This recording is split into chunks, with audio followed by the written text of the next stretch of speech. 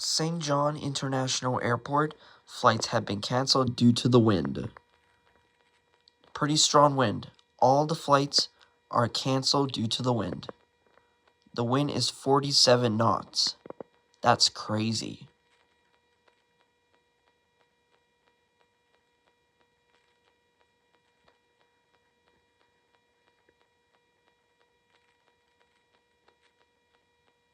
Air Canada Rouge and Air Canada Porter.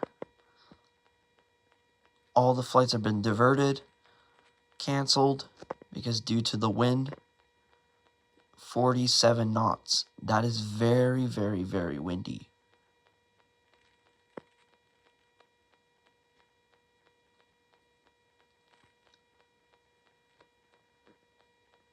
Thank you for watching. Like and subscribe, comment, and I'll see you in the next one.